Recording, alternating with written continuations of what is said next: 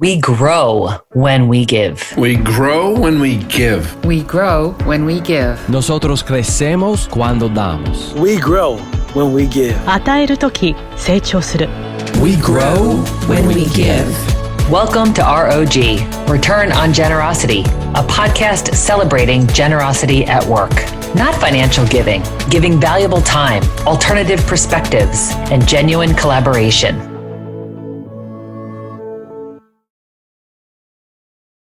Our special guests today are Jeff Benton and Brett Weinroth with Paragon Performance Evolution. Paragon focuses on peak performance training through various aspects of personal and collective growth.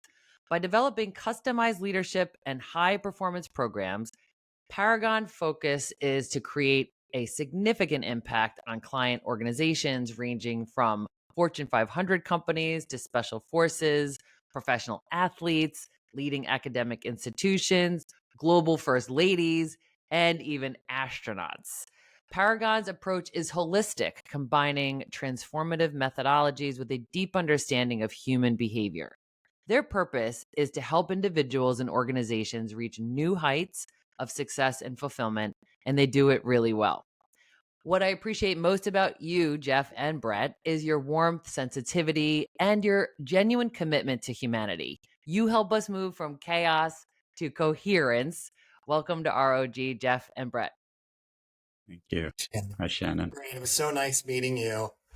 God, what was it, a month ago? Yes, we met at a conference, and we hit it right off. And thank you for responding to be on R.O.G. A lot of what you shared, I knew our listeners would benefit from greatly.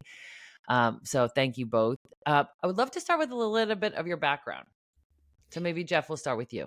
Okay. Yeah. So both of us really come from the sports world. And, a lot of people ask, like, what was the inspiration to start Paragon? And it was really twofold. One is, being an athlete and really intrigued with what made people the best at what they did. And obviously, I grew up in a very sports centric environment. Also, my dad was a sports agent, and their company represented, Michael Jordan and a bunch of folks. So it was really interesting to see these people that were the best at what they did, but not necessarily, living their best lives, right, in other areas. Mm-hmm. But for me, the real inspiration for starting Paragon was going through a family tragedy. I was I grew up a single mother, and a lot of trauma growing up and a lot of violence. And I think one of the mechanisms for whatever that I learned was to look pretty on paper. Somehow I prioritized that, and I did a pretty good job pulling it off, right? And so, I was a decent athlete, and then had great jobs early on. And but I remember every time I'd get promoted, right, on this journey, I felt more fear, more anxiety, this deep imposter syndrome. And it's like we were actually talking about last week. It's so interesting how resilient we are to get through, even when we're really struggling. And, by the time I was 29, I was national sales director of the PGA Tour. And I had a lot of responsibility. I remember literally on the weekends, I would just lock my door and recover, because I was using so much energy, I think, to be something that I wasn't, because I didn't know any other way. Yeah. And, ultimately, I went back to Denver where my mom was, and she was not doing well, and she actually took her life, and I hit rock bottom, and I didn't really know how to move forward, but I was introduced to some of the tools and techniques that we even shared with you all a month ago. And it was a game changer for me. And, I started doing them every day, and it was the first time that I actually started to feel grounded. I started to feel some joy, some presence. And it was like, wow, if I could go from this place of total disconnection to feeling some joy, some gratitude, some presence, anybody could. And we were living in a world of athletes and CEOs, and we realized how much impact they had on society, from managing thousands to millions of people to just being external. And we knew if we could help them get into a coherent state, they would relate to themselves differently. And then they'd actually make better decisions for themselves, their families, their teams, their organizations, their communities, and humanity. And so that was really an inspiration to start Paragon. Oh my gosh, thank you for that story and all of that background. And how did you get introduced to the tools? It's a great question. Actually, a friend of mine who was a pro athlete introduced me to some of Really? Yeah. and it was a little bit of the tools and techniques. And it was also, I would say, I got to a point where I just, like, after my mom passed away, right, left us, I just couldn't hold up the facade anymore. Mm-hmm. And I was like, there's got to be a better way. Because I was in my own prison, literally. Right. And I think a lot of people can relate. And I remember Definitely. we were doing a lot of work with a group called YPO. And there was a gentleman who would lead like YPO groups. And somebody said, just reach out to him. You know, he could be great. And I remember Jim Warner, and I remember calling him, and he had been booked out for 2 years, right, to work with clients. But he had one weekend that was available. And it was like the next weekend after I talked to him. So I flew up to Grand Rapids, and for 2 days, I had never experienced this, but it was a very intense session. And I remember saying things and feeling things I'd never experienced. Mm-hmm. And I probably cried half the time. And I hadn't really cried since I was, a young kid. And I'll never forget, I remember flying back to Denver, and I felt completely raw, that I'd been like opened up. But it was the first time in my life that I remembered feeling relief, like something had left me. And I was like, oh, this is how the rest of the world feels, right? You think, right? We're always comparing. And I just became a junkie. And so for 4 or 5 years after, I just traveled the world and, did the brain science, the heart math, but I also met with shamans and monks, and I really went down a spiritual path also. And the one thing that I am convinced, and we just gave a talk at Comcast about our personal stories, and our personal evolvement is what equals professional success. I've done a lot of professional programs and whatever, but every time I made a shift or transformation on a personal level, emotionally, spiritually, mentally, there was direct equation to my professional success, because it's all about our authenticity and connecting with people at a deeper level, right? Mm-hmm. And then there's all these other nonlinear things of energy and magnetic field and whatever, and resonance, right, with people. And so, that was a big part of the journey. Oh my gosh, thank you for sharing that. I'm so grateful to those people to present those resources to you and your receptivity to them. Thank you for that. Brett, how about you? Tell us a little bit about your background. Yeah, as Jeff mentioned, we kind of had similar early paths. I grew up not far from you, Shannon, in suburban Philly on the main line. The language of mindfulness was so far from my upbringing that any sort of idea or concept around personal development was really foreign to me. But I was incredibly curious about human behavior. And early on, I read a lot of books on sports. I remember my mom always saying, "Are you going to read anything else?" And I ended up becoming a sport management major in college. And I was really interested in coaching. Little did I know that, almost 40 years later, I would be doing coaching. It would just be in a different form.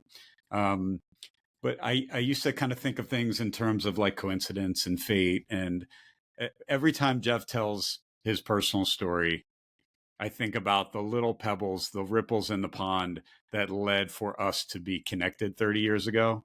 And we both had an opportunity to work together for his dad. And when I think about becoming his friend 30 years ago and having the opportunity to observe what he experienced with his mom, I am so grateful because I'm a huge beneficiary of his journey and a lot of the suffering that he went through.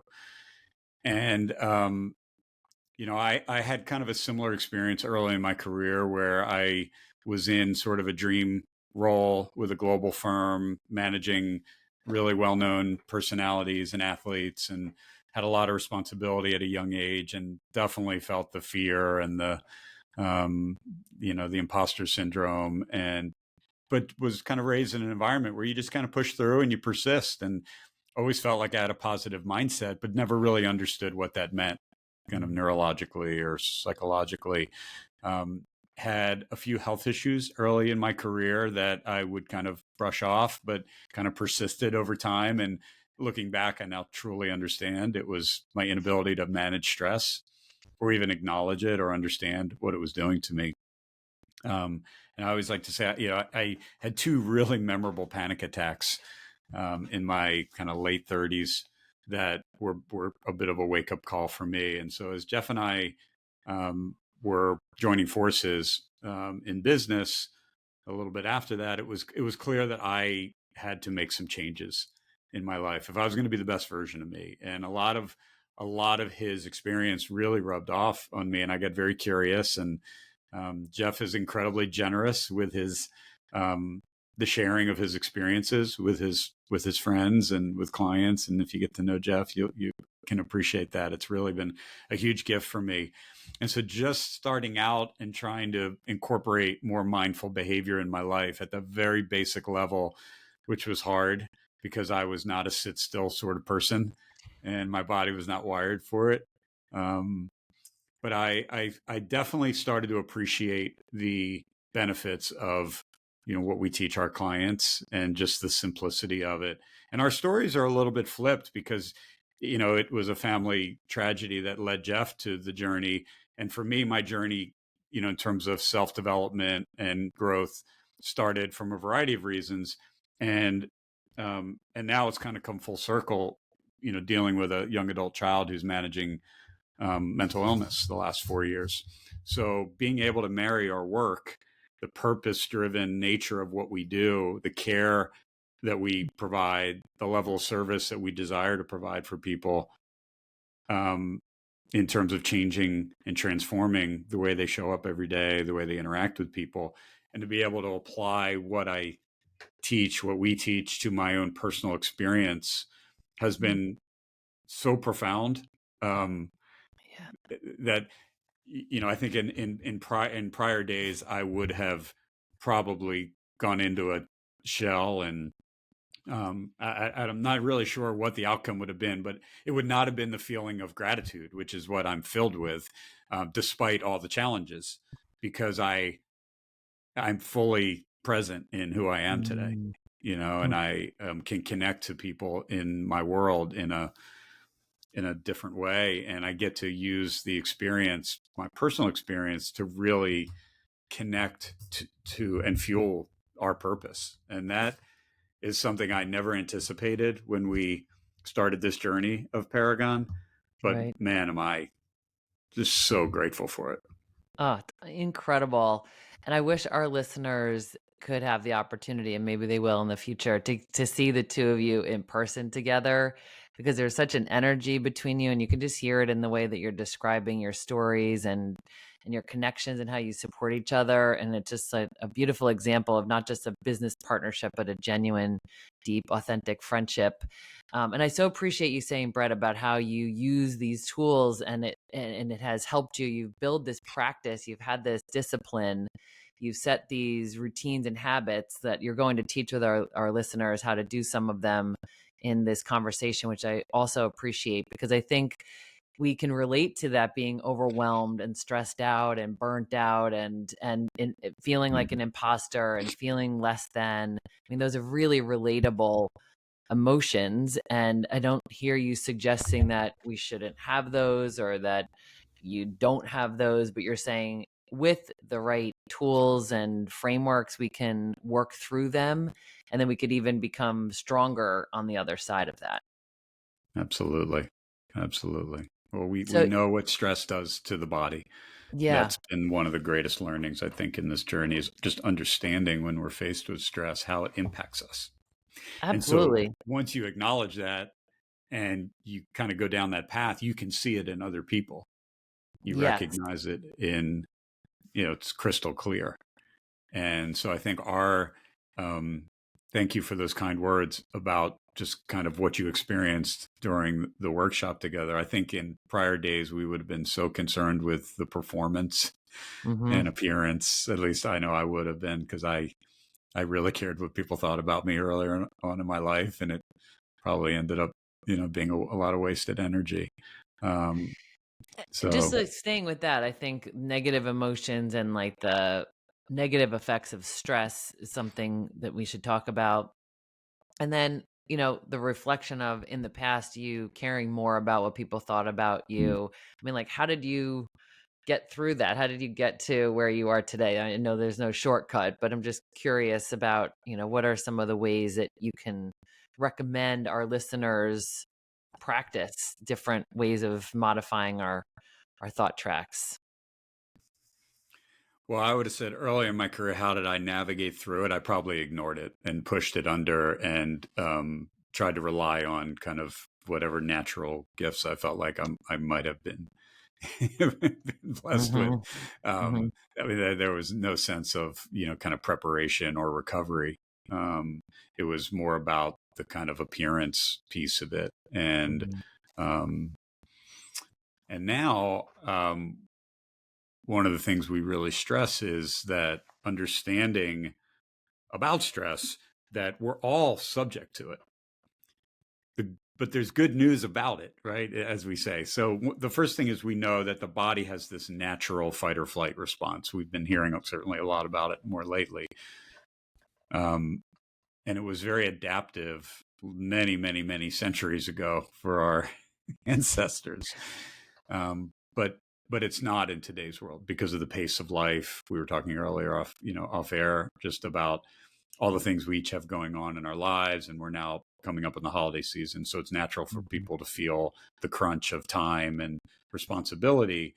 But the reality is we are living in a time when technology advances at a pace beyond our own ability as humans to adapt. We've got these macro kind of factors in play that no other generation has dealt with, whether it's the political environment, the divisiveness of society, the environment, the economic, conditions, the job market, and just the mental health epidemic that we're facing. So we're all navigating a really challenging time. And oh, by the way, we're coming off a global pandemic, within the last 4 or 5 years.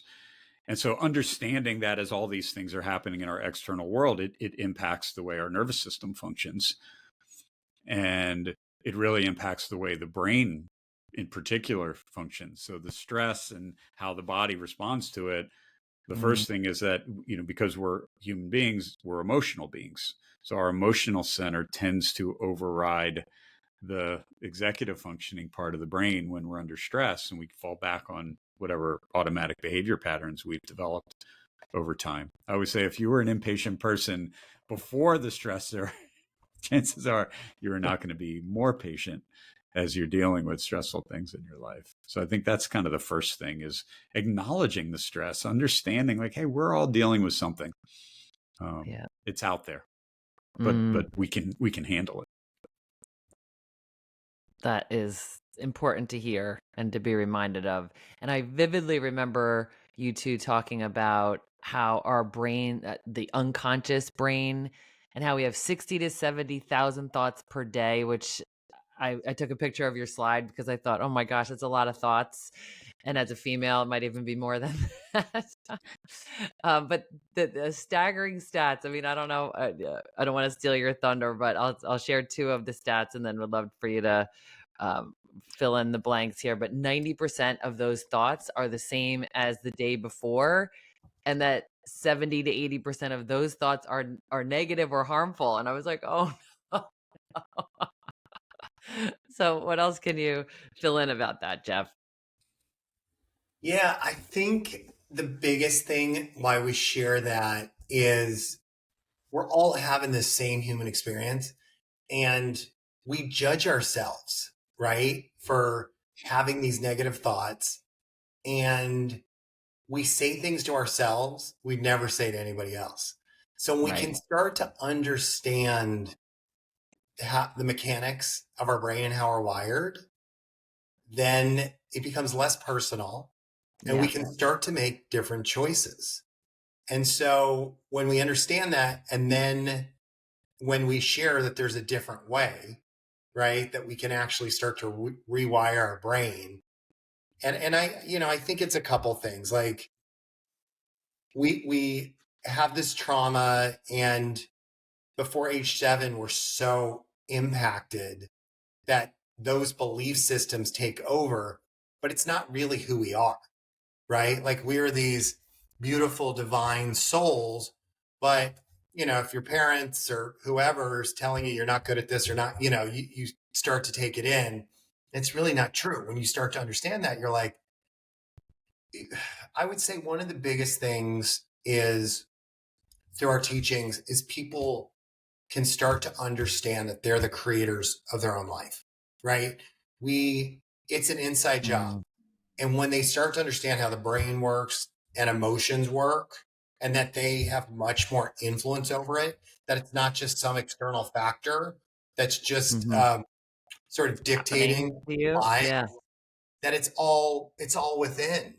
And, even with our emotions, which I just think is miraculous, when we're in a stress response, right? 1,400 chemicals get produced, and adrenaline, cortisol, and all these things that beat up our bodies and impair our brain centers. But we actually have the ability completely within ourselves to shift that. So when we have the ability to do the heart focused breathing, which creates coherence, and also connect with a renewing emotion, a favorite memory, we become alchemists to ourselves, and we change those 1,400 chemicals, right, into these beautiful, chemicals like DHEA. And DHEA alone is the vitality hormone. It literally heals our body and optimizes key brain centers. So there's nothing outside of ourselves, right? We are the creator and have the ability to shift that to actually create a different state of being. Yeah, that's incredible. And so you're saying one of the techniques, if I heard you correctly, is to go to a positive memory from the past, or maybe we take it from like, when does this happen? Like we recognize that we're feeling this way because we start getting short tempered, or we're swearing, or we're, like we see an indication of like, I'm in the danger zone. That's a great question. Okay. So I think one of the reasons our teachings, our programs have been powerful is the first thing we talked about, the brain, right? 95% of our sort of behaviors, thoughts are being run by the subconscious. So it's great to have tools and techniques, but the first step of that is actually being aware of our thoughts and emotions, right? Because if we're not aware of it, then we're not going to be conscious to actually do the tools and techniques. So one of the things we do a lot in our programs is we identify baselines and behaviors, right? And so, somebody, senior executives tend to go to their teenagers. That's the biggest stressor, not board members or employees, right? And so we get into these reactive states with people and these baselines. And I just had this conversation with a CEO of a company, and she was talking about her son. And like literally when they're in the room, they go back into the baseline of behaviors. So we would do an exercise to say, okay, like, how do you show up? And is there a different way to show up, a different way to feel that creates a more optimal outcome? So because we just did that exercise, she creates greater awareness, right? She has neural networks to identify it. So 3 days later, after we did this exercise, she was with her son. He's asking for money. She could feel herself getting tense. She's like, nope, just the heart focused breathing, stays present, right? Is engaged but not attached to the outcome. And she said her son literally like shifted in front of her eyes. So after 10 years of this pattern, she, because of the identifying the baseline of behavior, it gave her the power, she's the creator, to actually show up differently and create a different outcome. And so it was the awareness of the situation. And then it was having the tools and techniques to do the heart focused breathing. And then she went to like her favorite vacation to create the positive renewing emotions. And then, I mean, we could go into it, but when we're in a coherent state, our heart actually broadcasts emotions. And so there's all this amazing science that when we're in a coherent state, we can actually influence others to get into that coherent state, right? So she identified the behavior, made a different choice, right? Did the tools and techniques, and actually influenced her teenage son as a part of it, all within 5 minutes after 10 years Amazing. having the same behavior. And Yes. some of the science behind the heart focused breathing, Jeff kind of touched on it. So our heart, because we meet people along the way that say, well, I'm mindful, I do meditation, I do breath work, and they get very curious about, well, why is the heart focused breathing such a key aspect of this, right? We think of it as kind of the baseline technique as, on top of that we add on to, right, as part of the high performance tools that we teach. So your heart is sending a lot of information through the nervous system up to the brain, way more than the brain is sending down to the rest of the body. About 80% more information goes from the heart to the brain through the nervous system. And the reason why that is a key statistic is because the quality of the signal that your heart is sending to the brain will then influence the way the brain is functioning. So I mentioned earlier about when we are faced with a stressor, and typically the heart will sense that before the brain. And if we had you hooked up to a device that measured your heart rhythm patterns or your heart rate variability, which is the space between heartbeats, you would see a lot of erratic, jagged readouts, right? And the brain receives that jagged, erratic message and goes into that natural kind of fight or flight response. So as Jeff mentioned, in terms of creating coherence, in terms of creating this optimal state within the body that allows us to then navigate the challenging situation, i.e. the CEO with her teenage son, first shifting the rhythms of the heart allows us to send a clearer signal to the brain. The brain can then, almost like taking a pause, acknowledge it's not dangerous. I'm not in physical danger. I'm not in any sort of under threat. And now I can proceed, right? And now I can maybe choose a better response. And the awareness of the thoughts, the awareness of the emotional state is so important in this process. Yeah. Which a lot of people, that I know growing up, we were not taught about observe your thoughts, label your emotions. It was actually the opposite. So that awareness of acknowledging, and we're very intentional. Our clients who have been working with us for a long time will know we're constantly asking them about, hey, what was a recent moment or a choice point where you had the ability to acknowledge the thought, the behavior, the emotional experience. And the more you do that, the more you develop the habit of creating the awareness, which then allows you to make a better decision physiologically. And then you proceed from there, from a healthier place, from a place of, maybe more calm or relaxed or focused or whatever the situation calls for. That's incredible. And that's exactly where I was going to go, because I thought, how do you get there? When you talked about, Jeff, you said how emotions play such a key part and how so much of what's going on is subconscious. So how do we become more aware? And then you just talked about a choice point. The way you described it, Brett, was a choice point. So you're saying be reflective of like the last day or so, something in the recent past. Is that what you would recommend, to think about where was there a choice point? We will start with asking clients to be reflective, certainly about the day prior. We're very big on finishing the day with taking stock of what did you actually do today, Where did where were your wins? But most importantly, where could you have shown up better? Where did you maybe step out of your integrity, or did you have a reaction that was maybe less than optimal? But it ultimately becomes having that awareness in the moment. Right. So that you feel it and then you can check it right there. And the example you were sharing, Jeff, about the woman and her son, and you think about, what do people value? So many people value their families, their children, their yes, we want to show up in a great way at work. We want to be generous leaders. We want to create environments where people feel safe and can thrive, and we definitely want to do that in our families. So you think about the ripple effect of how are we leading people, including the people who we're directly responsible for, like our children. That's just it's a powerful example of how this science plays itself out in both personal and professional environments. Yeah, very much. And I love your focus around generosity, right? Especially in the workplace. And for so long we created a corporate culture, emotions were not good.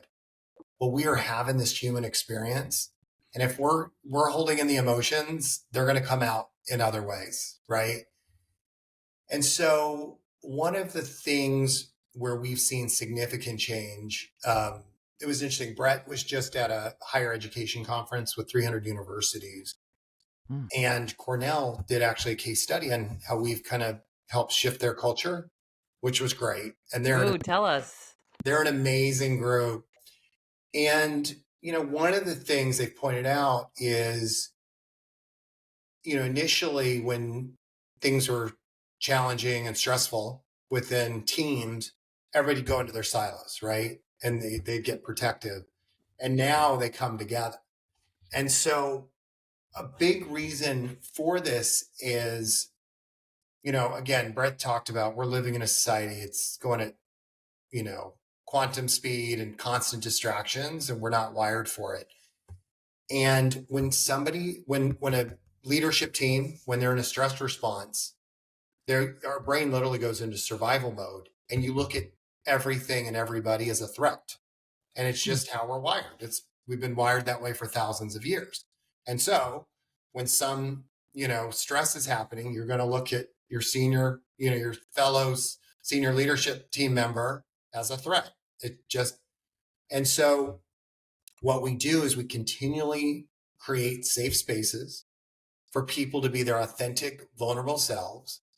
And we kind of Trojan horse it, but we constantly have senior teams provide gratitude for each other.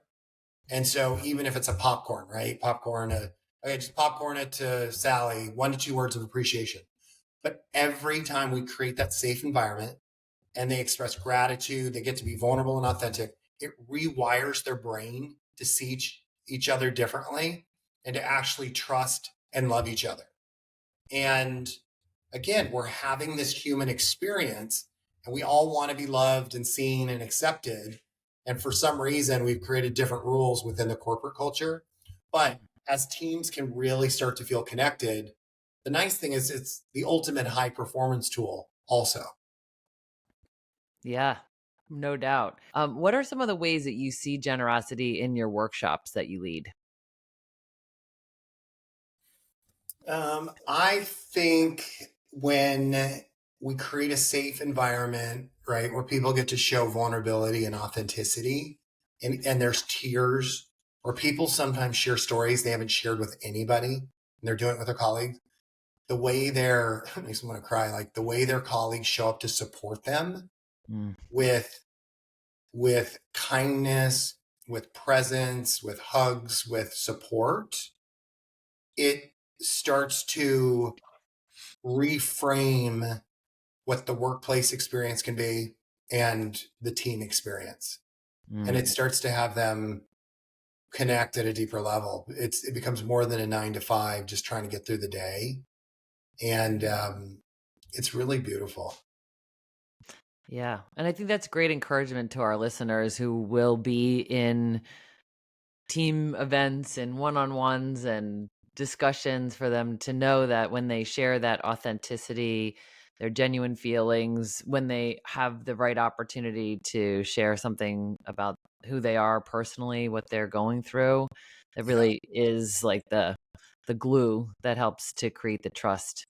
Well, exactly. And one other, I mean, I'm just thinking now, my brain around all this generosity, but we will lead workshops or ongoing programs, and then we'll have a leader say, "Oh, I'm doing all this stuff with my team." And sometimes they'll lead it for a team, and then those team members are bringing it to their team. And so Right. it's this like trickle down, and it's Good really amazing. practices. We had we did a program for an amazing organization, Chicago Youth Centers in Southside Chicago, and we did a 2-year program with their senior leadership team. And one of their senior leaders taught her team a lot of the things we shared. And they one day had 2 different shootings outside of their community centers. And in the past, it would have been chaos. She said one of the folks we never even trained, but that learned from the senior team member, brought all the parents, the kids, the staff into a room and started leading them through heart-focused breathing, quick coherence, and changed the entire outcome of the situation. Happened twice in one day. Wow. Yeah. Oh my gosh. Thank you for sharing that. That's the key of when you have these tools and you practice them, you can leverage them in those really moments of crisis, urgency, or when you really need them. Yeah. And they're good to do every day. So on the heart focused breathing, would you mind walking us through that? And then I do want to end with some rapid fire questions. Okay, sure. Should we do heart focused breathing or the quick Yeah, coherence? let's do whatever you think would Well, be why a don't we good do the quick tool. coherence? Let's actually bring the renewing emotion Okay. component into it. So one, again, as Jeff mentioned, there's, a few ways to create coherence in the body. And one is shifting of our heart rhythm patterns. When we give attention and focus to the area of the heart, we create more energy. The second piece is then connecting with and just trying to activate a renewing feeling in the body. So that could be thinking about someone in your life that provides a feeling of gratitude or joy. It could be a person, it might be a pet, it could be a memory of a great vacation or an accomplishment, or maybe it's just a place in nature. It has to be accessible, right? So it has to be realistic. And again, these are techniques that are meant to be used in the moment. So first of all, if you're listening while driving, please keep your eyes open. If you are somewhere where you feel comfortable closing your eyes, we'll encourage you to do that. And I'm just going to ask you to take some slow, smooth, easy breaths. And just start to focus your attention in the area of the heart. And imagine the sensation of your breath flowing in and out of your heart or your chest area. Breathing a little bit slower and deeper than normal.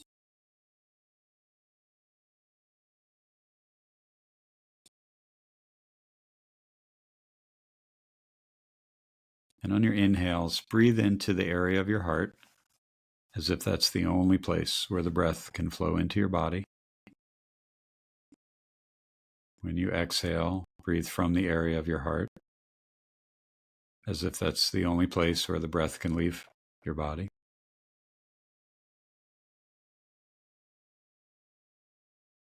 If it feels comfortable, count to 5 as you inhale, breathing into your heart or chest area. And count to 5 on your exhales, breathing from your heart or chest area. Or simply find a count that feels comfortable to you in the moment. So you're just focusing on the center of your chest, imagining your breath flowing in and out of the area of your heart. Try to breathe a little bit slower and maybe even deeper than normal.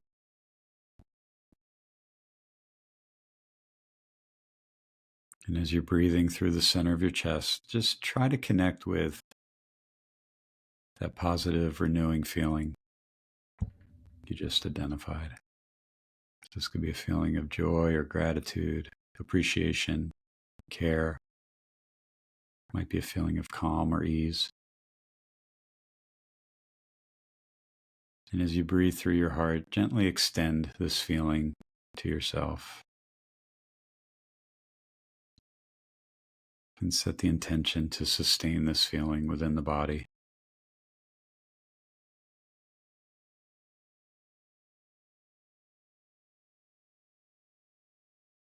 You might even try to increase the feeling of this regenerative emotion and just radiate this feeling to yourself for a moment.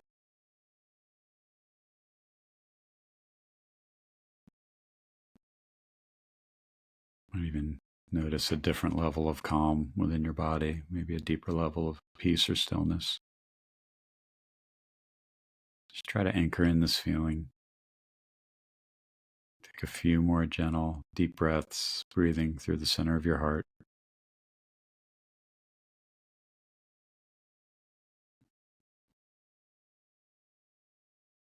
If your eyes were closed, I'll invite you to open them.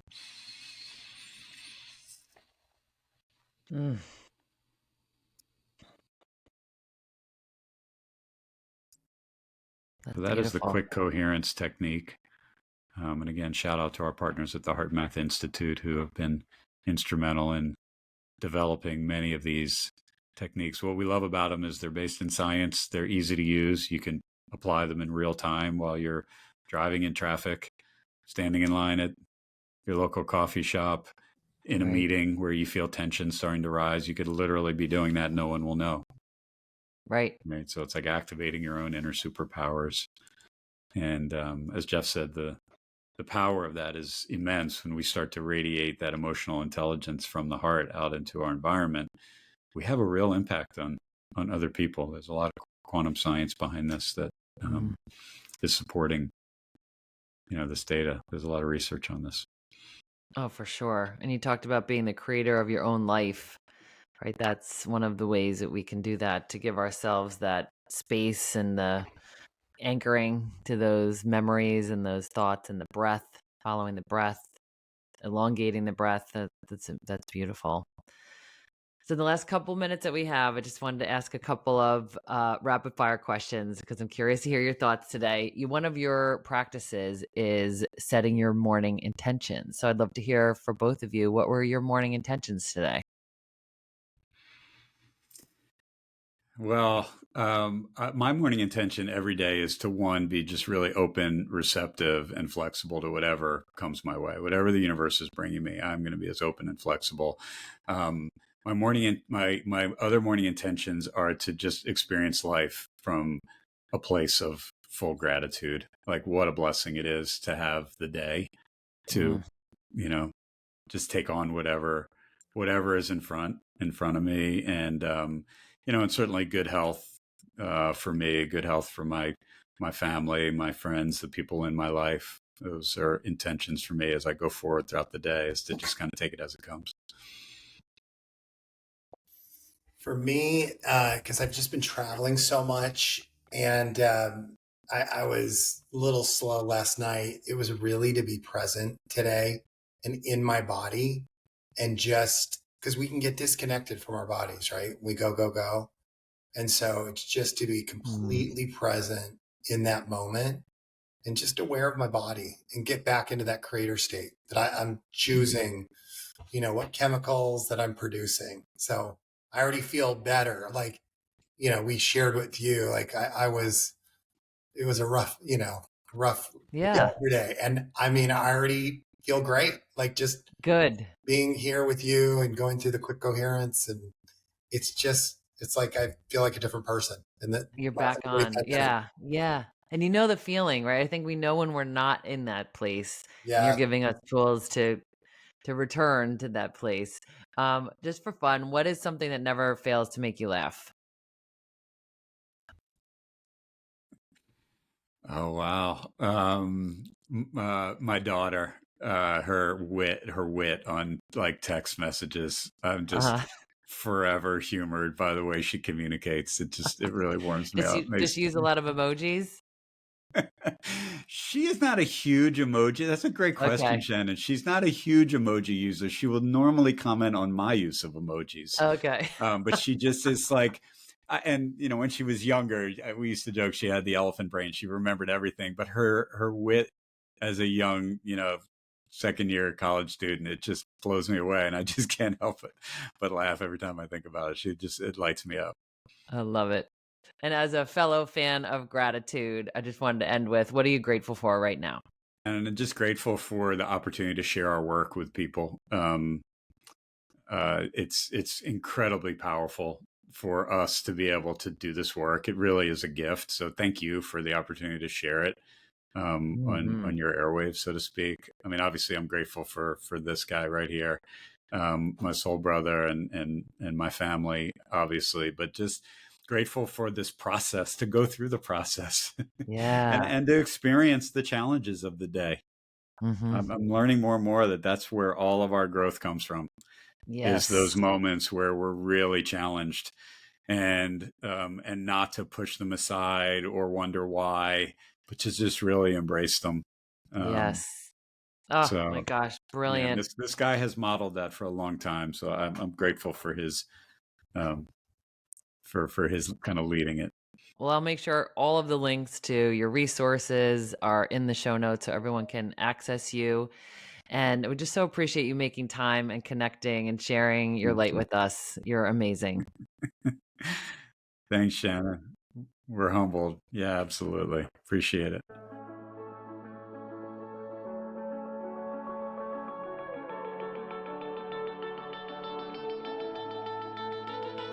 Thanks for listening to R.O.G. Return on Generosity podcast. Please help us grow by subscribing and reviewing us on your favorite podcast player. And for more information, visit bridgebetween.com. We grow when we give. 우리는 나누면서 성숙합니다. We grow when we give. On rayonne quand on donne.